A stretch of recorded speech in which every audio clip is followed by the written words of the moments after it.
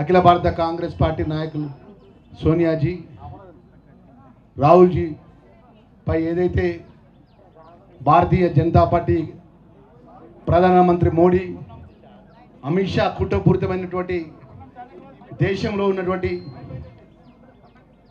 Congress party ఆదరణ, రాహుల్ గాంధీకి ప్రజల్లో ఉన్నటువంటి ఆదరణ, దేశం మొత్తం ఉన్నటువంటి బలహీన వర్గాలకు సంబంధించినటువంటి కులగణన, ఎవరికైతే జనాభా ప్రకారం ఎంత లెక్క ఉంటుందైతే దాని ప్రకారం న్యాయం జరగాలని దేశం నుంచి ఏదైతే ఒక స్లోగన్ తీసుకొని వెళ్తున్న సందర్భంలో పట్ట తెలంగాణ రాష్ట్రంలో బీసీ కులగణనకు సంబంధించినటువంటి ప్రభుత్వం, తెలంగాణ రాష్ట్ర ప్రభుత్వంలో గౌరవ ముఖ్యమంత్రి రేవంత్ రెడ్డి గారు కానీ, మంత్రివర్గ పెద్దలు కానీ, పిసిసి అధ్యక్షులు కానీ అందరి ఆధ్వర్యంలో బీసీ కులగణన అమలైంది తెలంగాణ రాష్ట్రంలో.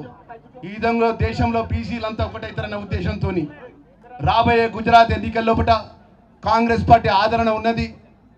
దేశంలో కాంగ్రెస్ పార్టీ ముందంజలో పోతుందన్న వర్షం ఏదో విధంగా జాతీయ కాంగ్రెస్ పార్టీ నాయకత్వాన్ని ఇబ్బంది పెట్టాలి, భారతదేశంలో ఉన్న కాంగ్రెస్ పార్టీ అనుబంధ సంఘ నాయకత్వాన్ని, కార్యకర్తలను బలహీనపరచాలని చెప్పి ఈ కుట్రపూరితమైన తెలంగాణ కాంగ్రెస్ పార్టీ యావత్తు తీవ్రంగా ఖండిస్తూ అవసరమైతే తమ ప్రాణాలను కూడా లెక్క చేయకుండా భారతీయ జనతా పార్టీకి సంబంధించినటువంటి రాష్ట్ర అధ్యక్షుడు కిషన్ రెడ్డి కానీ, మా జిల్లాలో ఉంటాడు బండి సంజయ్, గుండు సంజయ్, అదేవిధంగా అదే భారతీయ జనతా పార్టీ నాయకులకు కూడా ఖబర్దారని చెప్తున్నాం.